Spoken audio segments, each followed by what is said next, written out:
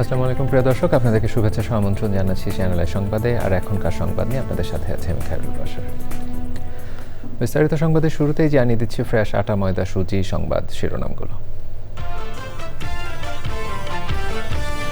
গাইবান্ধায় ৩ জন সহ দেশের ৬ জেলায় বজ্রপাতে ৮ জনের প্রাণহানি। বৈশাখের প্রথম বৃষ্টিতে তাপদাহে অতিষ্ঠ জনজীবনে কিছুটা স্বস্তি। শুল্ক ও করমুক্ত গাড়ি আমদানি সুবিধা বাতিল করে সংসদে আইন পাশ। আইনশৃঙ্খলা বাহিনী, অ্যাম্বুলেন্স ও ফায়ার সার্ভিসের জন্য জ্বালানিতে রেশনিং প্রত্যাহার। রূপপুর পারমাণবিক বিদ্যুৎ কেন্দ্রের প্রথম ইউনিটে ইউরেনিয়াম লোডিং মঙ্গলবার। আগস্টে বিদ্যুৎ উৎপাদন কার্যক্রম উদ্বোধন করবেন প্রধানমন্ত্রী। সাংবাদিকদের সঙ্গে ট্রাম্পের নৈশভোজে গুলির পর হামলাকারী আটক। ভবিষ্যতে এ ধরনের ঘটনা মোকাবেলায় নিরাপত্তা জোরদারের সিদ্ধান্ত। এবং স্বাধীনতা পুরস্কারে ভূষিত প্রকৃতি বন্ধু মুকিত মজুমদার বাবুকে প্রকৃতি ও জীবন ক্লাব ঢাকা জেলা সংবর্ধনা। প্রাণ প্রকৃতি রক্ষায় সম্মিলিত অভিযাত্রীর প্রত্যয়।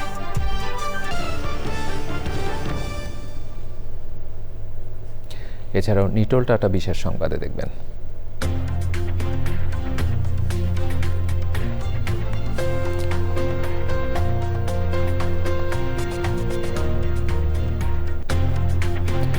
শিখ ধর্মাবলম্বীদের খালসা সাজনা উৎসব উদযাপনের খবর।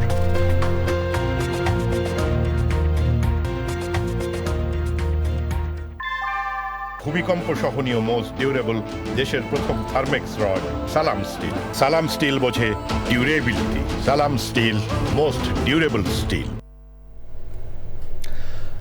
এতক্ষণ সংবাদ শিরোনামগুলো জানাচ্ছিলাম। এখনকার সংবাদ আয়োজন একই সঙ্গে চ্যানেল আইয়ের ইউটিউব চ্যানেল এবং চ্যানেল আইয়ের ওটিটি প্ল্যাটফর্ম আইস্ক্রিনে লাইভ স্ট্রিমিং হচ্ছে। এবারে পুরো আয়োজন। গত এক সপ্তাহেরও বেশি সময় ধরে চলা তীব্র গরম ও হিটওয়েভে জর্জরিত রাজধানীবাসীর জীবনে বিকেলে স্বস্তি নিয়ে আসে বৃষ্টি। তবে রাজধানীতে স্বস্তি নিয়ে আসলেও কালবৈশাখীর থাবায় বজ্রপাতে গাইবান্ধায় ৩ জন, নাটোরে ১ ও বগুড়া ও জামালপুরে ১, পঞ্চগড়ে ১, সিরাজগঞ্জে ১ জন সহ ৬ জেলায় ৮ জনের মৃত্যু হয়। আবহাওয়া অফিস বলছে চলতি সপ্তাহে রোদের তীব্রতা কিছুটা কমবে। পাশাপাশি উত্তরাঞ্চলের রংপুর সহ বেশ কিছু জেলায় তীব্র বৃষ্টিপাত ও বজ্র বৃষ্টিতে জলাবদ্ধতার আশঙ্কা রয়েছে। লায়লা নওশিনের রিপোর্ট। গত কয়েকদিন তীব্র তাপদাহে যে সময়ে হাঁসফাঁস করেছে রাজধানীবাসী, রোববার বিকেলে সেই সময়ে হঠাৎ চারদিকে অন্ধকার, আকাশ কাঁপিয়ে বজ্রপাত আর কালবৈশাখী ঝড়। বিকেলের আলো অন্ধকার রাত্রিতে রূপ নিলে রাস্তায় জ্বলে ওঠে গাড়ির আলো। তীব্র বৃষ্টিপাতের কারণে রাস্তাঘাটে জমে যায় পানীয়। আবহাওয়া অধিদপ্তর আগে জানিয়েছিল রোববার সিলেট ও উত্তরাঞ্চল সহ ঢাকার পার্শ্ববর্তী জেলায় বজ্রবৃষ্টির পূর্বাভাসের কথা। বজ্রবৃষ্টিতে সারা দেশে কয়েক জেলায় প্রাণহানিও হয়েছে। আবহাওয়া অফিস জানিয়েছে আগামী কয়েকদিন দেশের বিভিন্ন স্থানে বজ্রবৃষ্টি সহ অতিবৃষ্টির সম্ভাবনার কথা। 24 ঘন্টার তাপমাত্রার পূর্বাভাসে যেটা বলা হয়েছে যে দিনের তাপমাত্রা সামান্য কমতে পারে আর রাতের তাপমাত্রা 1 থেকে 2 ডিগ্রি সেলসিয়াস কমতে পারে। দেশের বিশেষ করে উত্তরাঞ্চলে অর্থাৎ রংপুর, ময়মনসিংহ এবং সিলেট বিভাগে আগামী 3 থেকে 4 দিন ভারী থেকে অতি ভারী বর্ষণের সম্ভাবনা আছে। এর প্রভাবে এই এলাকায় সাময়িকভাবে জলাবদ্ধতা তৈরি হতে পারে। বৃষ্টিপাতের সময় সবাইকে সতর্ক থাকার আহ্বান জানিয়েছে আবহাওয়া অধিদপ্তর। Laila Nowshin, channel I, Dhaka. সংসদ সদস্যদের জন্য শুল্ক ও করমুক্ত গাড়ি আমদানির যে আইন ছিল জাতীয় সংসদে সর্বসম্মতিক্রমে তা বাতিল করে নতুন আইন পাশ করা হয়েছে। সংসদে প্রশ্নোত্তর পর্বে প্রধানমন্ত্রী তারেক রহমান জানিয়েছেন জ্বালানি তেল বিক্রিতে পুলিশ সহ আইনশৃঙ্খলা বাহিনী, অ্যাম্বুলেন্স ও ফায়ার সার্ভিসের রেশনিং তুলে নেওয়া হয়েছে। চকর মালিথার রিপোর্ট। দিনের প্রশ্নোত্তর টেবিলে উত্থাপিত হিসেবে গণ্য করে বিশেষ অধিকার সংক্রান্ত 2টি নোটিশের নিষ্পত্তি করেন স্পিকার। এ সময় পয়েন্ট অফ অর্ডারে কুমিল্লা থেকে নির্বাচিত সংসদ সদস্য মনিরুল হক চৌধুরী বক্তব্য রাখেন। মাননীয় প্রধানমন্ত্রীর দৃষ্টি আকর্ষণ করব, এই ব্যাপারটি পুলিশের তেল রেশন, আইনশৃঙ্খলা বাহিনীর তেল রেশন অবিলম্বে প্রত্যাহার করা হোক, নাইলে আইনশৃঙ্খলা সংকট সৃষ্টি হবে। উত্তর দেন সংসদ নেতা প্রধানমন্ত্রী তারেক রহমান। সংসদ যে কনসার্নটি এক্সপ্রেস করেছেন এই বিষয়টি এরই মধ্যে আমরা অ্যাড্রেস করেছি। পুলিশ সহ এমার্জেন্সি বাহিনী যারা আছে, পুলিশ হোক, অ্যাম্বুলেন্স হোক, ফায়ার ব্রিগেড, এই জাতীয় যারা আছে, তাদের উপর থেকে এই যে এম্বার্গোটা ছিল এটা সরিয়ে নেওয়া হয়েছে। এটা আরও 2 দিন আগে এই সিদ্ধান্তটি আমরা গ্রহণ করেছি, 2 দিন আগে এটি ক্লিয়ার করে দেওয়া হয়েছে। কাজে আশা করি ইনশাল্লাহ এই সমস্যা আর হওয়ার কথা না। নেত্রকোনা 5 থেকে নির্বাচিত মাসুম মোস্তফা পয়েন্ট অফ অর্ডারে তার বক্তব্য উপস্থাপন করলে স্থানীয় সরকার মন্ত্রী মির্জা ফখরুল ইসলাম আলমগীর এ ঘটনায় নিন্দা প্রকাশ করেন। আপনার মাধ্যমে আমার নিরাপত্তা চাই এবং আসামিদের যেন গ্রেপ্তার হয়, তাদেরকে উপযুক্ত শাস্তির ব্যবস্থা করা হয়। ব্যাপারটা যেটা ঘটেছে সেটা অত্যন্ত দুঃখজনক। সংসদ নেতা পাশেই বসে আছেন, তিনি আমাকে বলেছেন যে তিনি নিশ্চিত করবেন যেন এটা সুষ্ঠু একটি তদন্ত হয়, প্রকৃত অপরাধীদের খুঁজে বের করে তাদেরকে শাস্তি প্রদান করা হবে। চিফ হুইপ জ্বালানি তেল সংক্রান্ত বিশেষ কমিটি গঠনের প্রস্তাব করলে সর্বসম্মতিক্রমে তা পাশ হয়। সাম্প্রতিক জ্বালানি নিয়ে উদ্ভূত পরিস্থিতি মোকাবেলায় করণীয় সম্পর্কে সুপারিশ সহ সংসদে রিপোর্ট প্রদান এ নিমিত্তে নিম্নলিখিত মাননীয় সংসদ সদস্যগণের সমন্বয়ে নিম্নবর্ণিত কার্যপরিধি ও মেয়াদ সহ 10 সদস্য বিশিষ্ট ত্রয়োদশ জাতীয় সংসদের বিশেষ কমিটি গঠন করা হোক। 266 বিধি অনুযায়ী বিশেষ কমিটি গঠিত হলো। এই কমিটির মেয়াদ কমিটি গঠনের বিজ্ঞপ্তি প্রকাশের তারিখ হতে 30 দিন। সংসদ সদস্যদের বেতন ভাতা সংক্রান্ত বিল উপস্থাপন করেন আইনমন্ত্রী। The members of Parliament Remuneration and Allowances Amendment Bill 2026 এই মহান সংসদে উত্থাপনের জন্য অনুমতি প্রার্থনা করছি। রাষ্ট্রপতির ভাষণ সম্পর্কে আনা ধন্যবাদ প্রস্তাবের উপর আলোচনায় অংশ নেন সংসদ সদস্যরা। নতুন সংসদ সদস্য তো, সেই জন্য একটা কথা বলতে চাই। আমি কি কাউকে মুনাফেক বলতে পারবো এই সংসদে? না, পারবেন না। আচ্ছা, আমি মুনাফেক বললাম না কাউকে। 20 বছর 4 মাস পরে আজকে বক্তব্য রাখছে এই সংসদে। আলহামদুলিল্লাহ, আল্লাহর কাছে হাজার শুকরিয়া জানাই যে আবার মহান সংসদে আসতে পেরেছি আমরা একটা গণ অভ্যুত্থানের মাধ্যমে। ধন্যবাদ প্রস্তাবের উপর আলোচনায় মন্ত্রী, প্রতিমন্ত্রী এবং এমপিরা গত 2 মাসে সরকারের কার্যক্রম তুলে ধরে বক্তব্য দেন। জকর মালিথা, চ্যানেল আই, ঢাকা। সরকারের ব্যয় সংকোচন আবারও নির্দেশ দিয়েছেন প্রধানমন্ত্রী তারেক রহমান। জনগুরুত্বপূর্ণ বিবেচনায় প্রকল্প নেয়ার পরামর্শ দেন তিনি। জাতীয় অর্থনৈতিক পরিষদের নির্বাহী কমিটি একনেকে দ্বিতীয় সভায় এসব নির্দেশনা দেন প্রধানমন্ত্রী। এদিন 17টি প্রকল্প উত্থাপন করা হয়। এর মধ্যে 15টি নিয়ে আলোচনা হয়েছে বলে জানান পরিকল্পনা প্রতিমন্ত্রী জুনায়েদ সাকি, যার মধ্যে 6টি নতুন সরকারের প্রকল্প। প্রতিমন্ত্রী জানান প্রকল্পগুলো বাস্তবায়নে অকারণে দীর্ঘসূত্রতা পরিহারের নির্দেশনা দিয়েছেন প্রধানমন্ত্রী। আগের অনেক প্রকল্প পর্যালোচনা করা হচ্ছে বলেও জানান তিনি।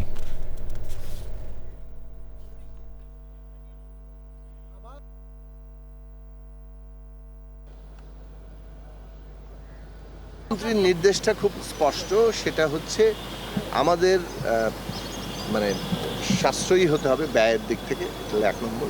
2 নম্বর হচ্ছে যে ব্যয়গুলো কোন কোন খাতে হচ্ছে সেগুলো যৌক্তিকতা নির্ধারণ করতে হবে।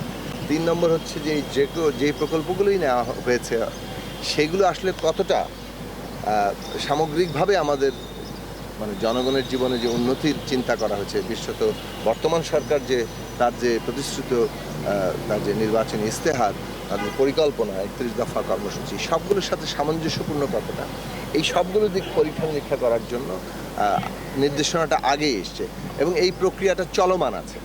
এর মধ্যেই কিন্তু আমাদের এগিয়ে যেতে হচ্ছে। একদিকে আমরা পরীক্ষা নিরীক্ষা করা হচ্ছে, রিভিউ করা হচ্ছে, আবার অন্যদিকে কাজও তো এগিয়ে নিয়ে যেতে হবে।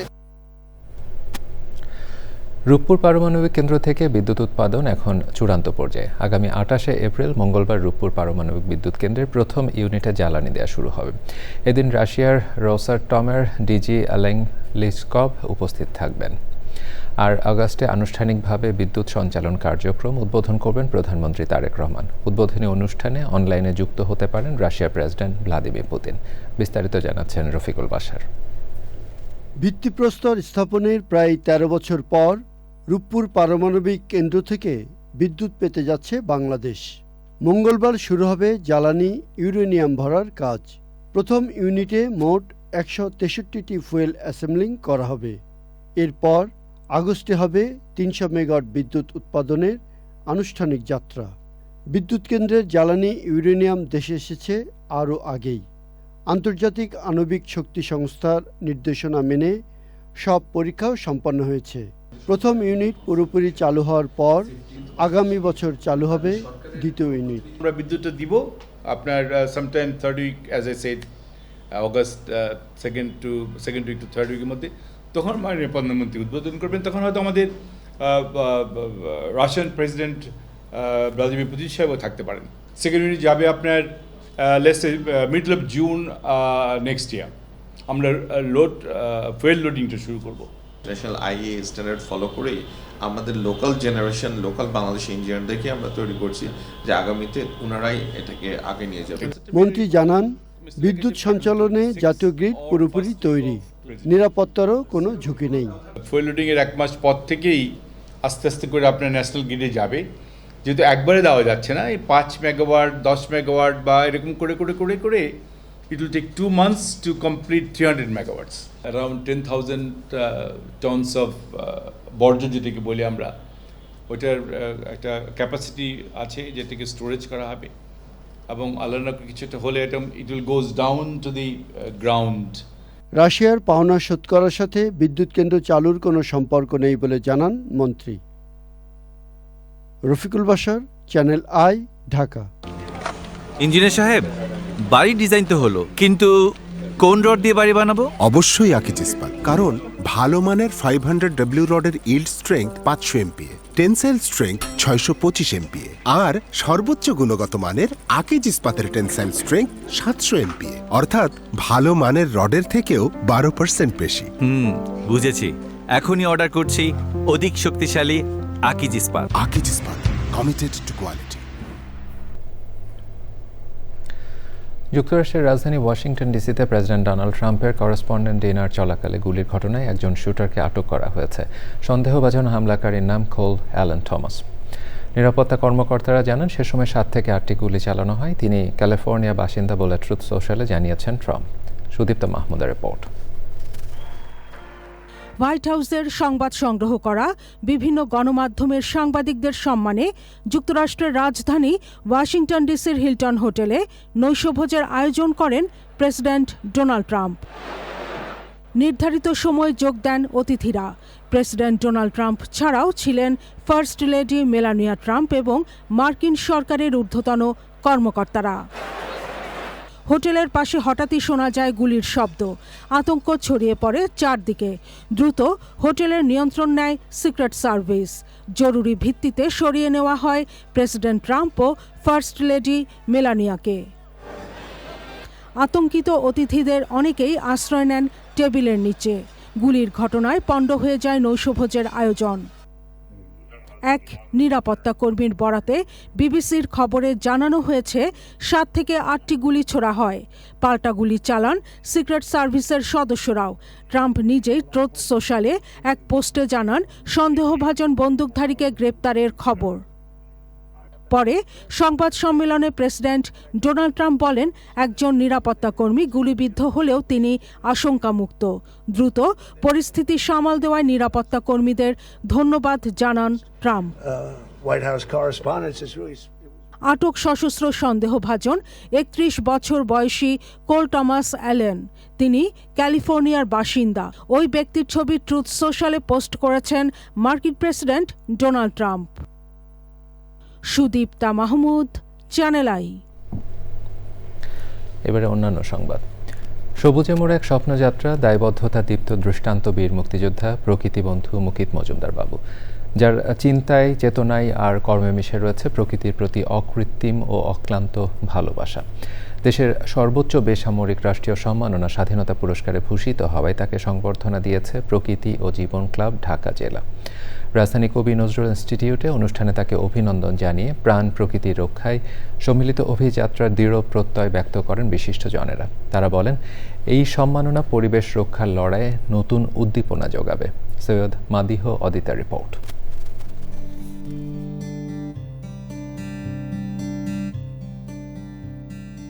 সবুজের প্রতি নিবেদিত এক জীবনের গল্প, যেখানে প্রতিটি পদচারণা প্রকৃতির টানে আর প্রতিটি উচ্চারণ পরিবেশের পক্ষে। মুকিত মজুমদার বাবু শুধু একটি নাম নয়, বরং এক অনুপ্রেরণার প্রতিচ্ছবি, যিনি দেশ থেকে দেশান্তরে ছড়িয়ে দিয়েছেন পরিবেশ রক্ষার বার্তা, জাগিয়েছেন সচেতনতার আলো। অক্লান্ত, অবিচল, অবিরাম সাধনার স্বীকৃতি যখন তা হয় স্বাধীনতা পুরস্কার, তখন তা শুধু ব্যক্তিগত প্রাপ্তি নয়, বরং সমগ্র পরিবেশ আন্দোলনের এক গৌরবোজ্জ্বল মাইলফলক। তিনি গড়ে তোলেন একটি প্রতিষ্ঠান, যে প্রতিষ্ঠানের নাম প্রকৃতি ও জীবন ফাউন্ডেশন। এমন অর্জনকে দেশের জন্য এক অনন্য গর্বের মুহূর্ত হিসেবেই দেখছেন সুধীজনরা। আমাদের চিন্তায় যেন একজন মুকিত মজুমদার বাবুর দেশপ্রেম ফুটে ওঠে, আমাদের কার্যকলাপে যেন একজন মুকিত মজুমদার বাবুর প্রেরণা খুঁজে পাই। আমাদের কথাগুলো, গবেষণার বক্তব্যগুলো আমরা কখনো সাধারণ মানুষের নিকট পৌঁছানোর সুযোগ পাইনি, কারণ আমরা প্রায় সময় দেখি গবেষণাগুলো প্রায় বন্দী থাকে বিভিন্ন ধরনের লাইব্রেরিতে। এক্ষেত্রে অগ্রগণ্য ভূমিকা পালন করেছে আমাদের প্রিয় মুকিত মজুমদার বাবু ভাই। 1971 সনে বাবু যুদ্ধে নেমেছিল অস্ত্র হাতে, এখন আর একটা বড় যুদ্ধে আছে বাবু। পরিবেশ সংরক্ষণ করা, প্রকৃতিকে বাঁচানোর যুদ্ধে এখন বাবু আছে। এই যুদ্ধে তাকে জয়ী হতেই হবে। মানুষকে সম্পৃক্ত করেছেন এবং মানুষ কিন্তু সচেতন হয়েছেন।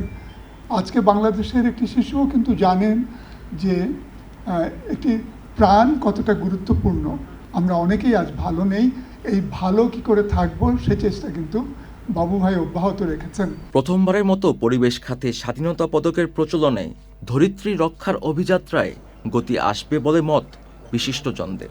যখন জীবনের সংরক্ষণে, প্রকৃতির সংরক্ষণে কেউ এগিয়ে আসে, এর তো কোনো পারদ যন্ত্র নেই, প্রমাণ করা যাবে না যে তিনি কত পরিমাণ ভালোবাসা নিয়ে, মমত্ব নিয়ে এগিয়ে এসেছেন।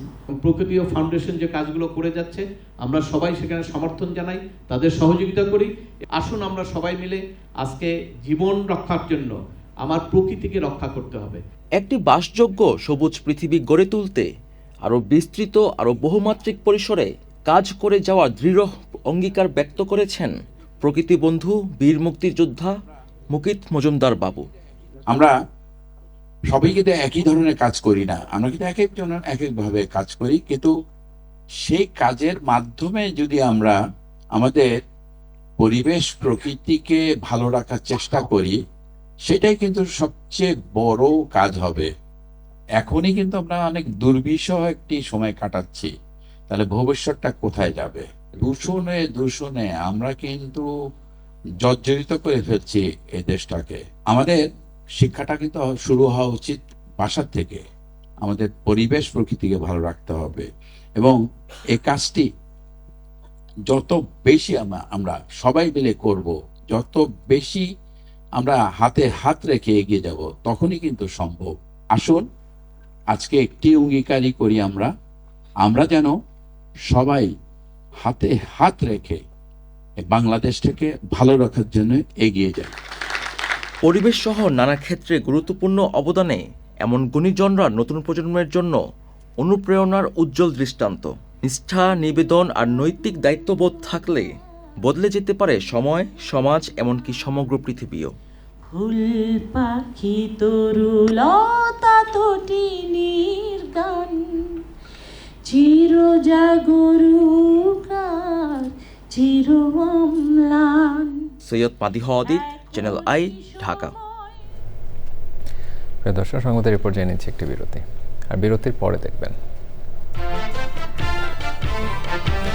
রাশিয়ার ড্রোন ও ক্ষেপণাস্ত্র হামলায় ইউক্রেনের মধ্য পূর্বাঞ্চলীয় শহর দিনিপ্রোতে 8 জন নিহত, এ পর্যন্ত সবচেয়ে বড় হামলা মন্তব্য। দর্শক, আবার আমন্ত্রণ জানাচ্ছি চ্যানেল আই সংবাদে। 16 বছর আগে যে সময় বন্ধ হয়েছিল চ্যানেল ওয়ানের সম্প্রচার, ঠিক সেই সময় সম্প্রচারে ফিরছে চ্যানেলটি। আগামীকাল সোমবার সন্ধ্যা 6:57 থেকে সম্প্রচারে যাবে এই টেলিভিশন চ্যানেল। সংবাদ সম্মেলনে চ্যানেল ওয়ান কর্তৃপক্ষ জানিয়েছে, পুনর্যাত্রায় চ্যানেল ওয়ানের মূল লক্ষ্য সংবাদের শুদ্ধতা। সুলতানা হিমুর রিপোর্ট। 2006 সালের 24শে জানুয়ারি তথ্য বিনোদনের বিচিত্র সমাহার নিয়ে আত্মপ্রকাশ করে চ্যানেল ওয়ান। কিন্তু মাত্র 4 বছরের মাথায় তৎকালীন আওয়ামী লীগের রাজনৈতিক প্রতিহিংসার শিকার হয় বস্তুনিষ্ঠ সংবাদের জন্য জনপ্রিয় এই চ্যানেল। এরপর কেটেছে ১৬ বছর। অনিশ্চিত সেই সময়কে পার করে ফিনিক্স পাখির গল্পের মতোই পুনরায় সম্প্রচারে আসছে চ্যানেল ওয়ান।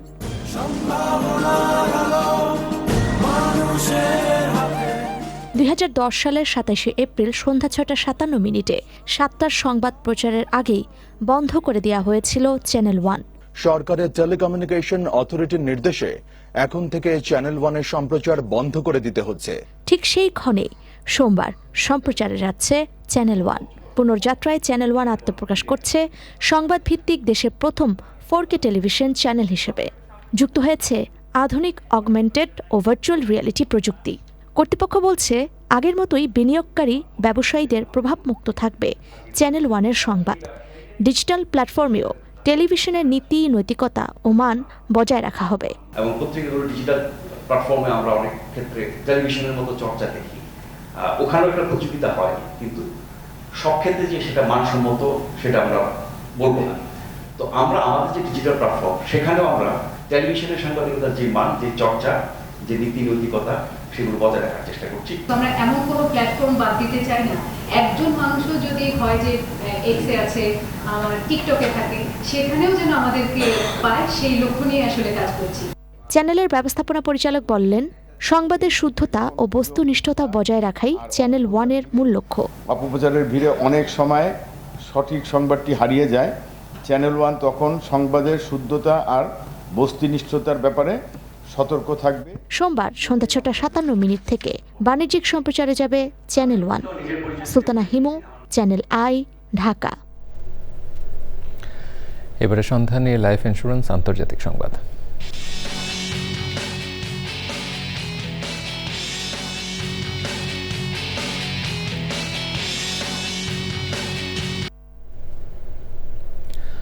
রাশিয়ার ড্রোন ও ক্ষেপণাস্ত্র হামলায় ইউক্রেনের মধ্য পূর্বাঞ্চলীয় শহর ডনিপ্রোতে অন্তত ৮ জন নিহত এবং ৪৯ জন আহত হয়েছেন। বার্তা সংস্থা এএফপি জানিয়েছে, শনিবার ভোর রাত থেকে শুরু হওয়া এই হামলা কয়েক দফায় চলে। এতে শহরের আবাসিক এলাকা, ব্যবসা প্রতিষ্ঠান ও জ্বালানি অবকাঠামোতে আঘাত হানা হয়। এটি ডনিপ্রো শহরের উপর এ যাবৎকালে সবচেয়ে বড় হামলা বলে জানানো হয়েছে। বৃহত্তর ডনিপ্রোভস্ক অঞ্চলের সামরিক গভর্নর অলেকজান্ডার গানজা বলেন, রাশিয়া ২০ ঘন্টারও বেশি সময় ধরে ভয়াবহভাবে ক্ষেপণাস্ত্র ড্রোন হামলা চালিয়েছে। এবার আইস্ক্রিন সাংস্কৃতিক সংবাদ।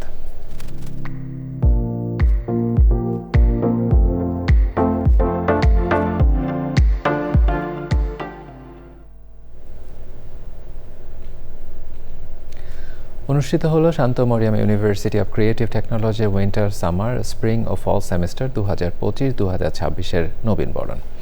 সকালে বিশ্ববিদ্যালয়ের স্থায়ী ক্যাম্পাসে দিনব্যাপী এই আয়োজনের উদ্বোধনে এসেছিলেন ঢাকা বিশ্ববিদ্যালয়ের উপাচার্য অধ্যাপক ডক্টর ABM ওবায়দুল ইসলাম।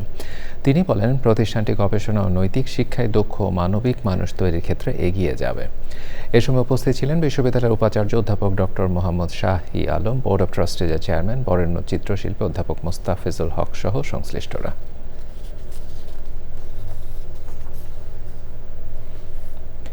এবারে নিটোল টাটা বিশেষ সংবাদ।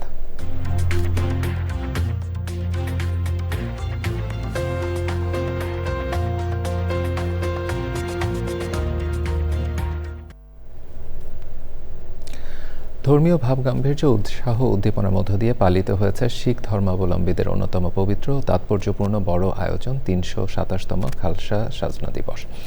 রাজধানীর শিরিশ দাস লেনের গুরুদুয়ারা সঙ্গত টোলোতে শ্রী গুরু গ্রন্থ সাহিব পাঠ, শাবাত কীর্তন পাঠ ও আরদাস লঙ্গর পরিবেশন করা হয়। এই আয়োজনে শিখ সম্প্রদায়ের আত্মিক শুদ্ধি, সাম্য, ভ্রাতৃত্ব এবং ন্যায় প্রতিষ্ঠার চেতনায় উদ্বুদ্ধ করে বলে জানান আয়োজকরা। এবছর ভারতের পাঞ্জাব থেকে জথেদার হরভজন সিং সান্ধুর নেতৃত্বে ৩৯ জন তীর্থযাত্রী খালসা সাজনা দিবসে অংশগ্রহণ করেন। এবারে পূবালী এবং বাণিজ্য সংবাদ।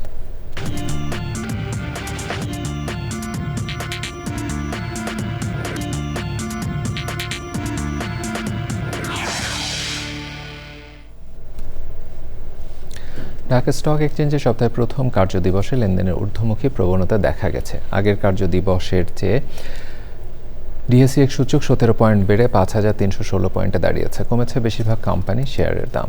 হাতবদল হয়েছে 391টি কোম্পানি, 982 কোটি 42 লাখ টাকা শেয়ার ও মিউচুয়াল ফান্ড, যা আগের কার্যদিবসের চেয়ে 97 কোটি 80 লাখ টাকা বেশি।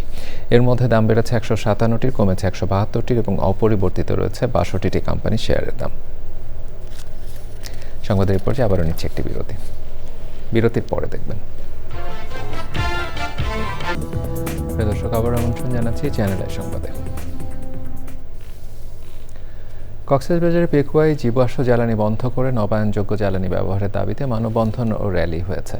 উপজেলার মগনামা সাবমেরিন নৌঘাটি সড়কে পরিবেশ বিষয়ক নাগরিক সংগঠন ধরিত্রী রক্ষায় আমরা, লবণ মৎস্য ও কৃষি কল্যাণ সমিতি ও উপকূলীয় মুক্ত রোভার স্কাউটস গ্রুপের যৌথ আয়োজনে বক্তারা বলেন, জীবাশ্ম জ্বালানির উপর নির্ভরতা বিশ্বকে অস্থিতিশীল করে তুলছে।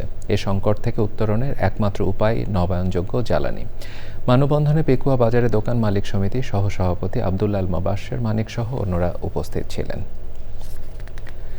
ইন্ডাস্ট্রিয়ালিস্ট অ্যান্ড বিজনেসম্যান ওয়েলফেয়ার ফাউন্ডেশনের উদ্যোগে জাতীয় বাজেট 2025-2026 ব্যবসায়ীদের প্রত্যাশা শীর্ষ গোলটেবিল বৈঠক অনুষ্ঠিত হয়েছে।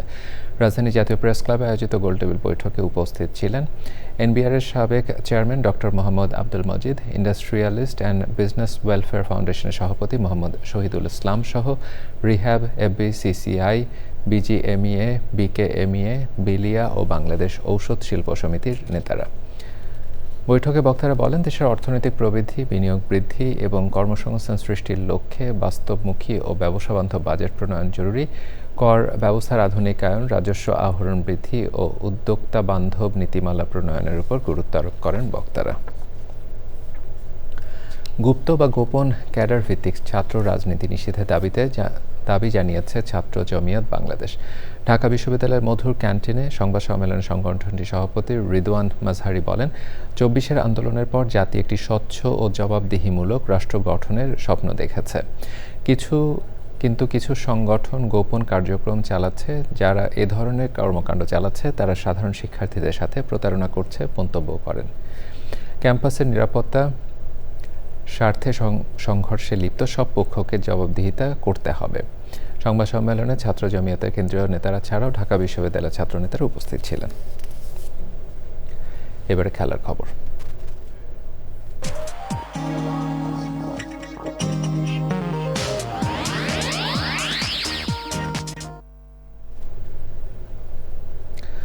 ডাচ বাংলা ব্যাংক 3 ম্যাচ সিরিজের প্রথম টি-20তে আগামীকাল সোমবার চট্টগ্রামে মুখোমুখি হবে বাংলাদেশ নিউজিল্যান্ড। টি-20 বিশ্বকাপ না খেলায় ট্রমা কাটিয়ে 2028-এর আসরের জন্য নতুন করে সেরা দল সাজাচ্ছে অধিনায়ক লিটন দাস। খেলা শুরু দুপুর 2টায়। ম্যাচের ধারাভাষ্য সরাসরি শোনা যাবে রেডিও ভূমি 92.8 FM-এ।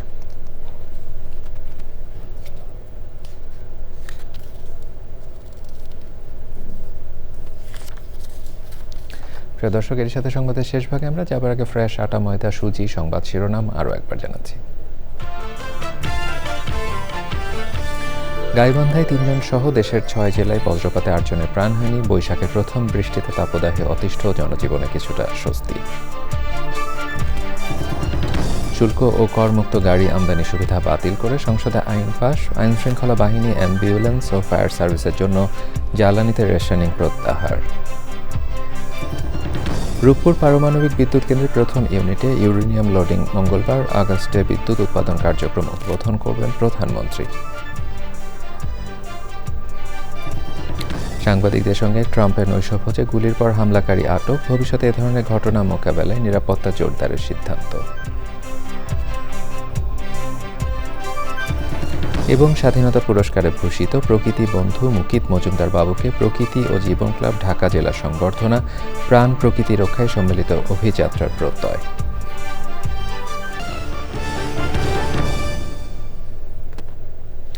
দেশের সবচেয়ে জনপ্রিয় টেলিভিশন চ্যানেল আইয়ের সর্বশেষ সংবাদ জানতে ভিজিট করুন channelionline.com-এ। আমাদের সোশ্যাল মিডিয়া প্ল্যাটফর্মগুলোর পাশাপাশি যুক্ত থাকুন ওটিটি প্ল্যাটফর্ম আইস্ক্রিনের সাথে।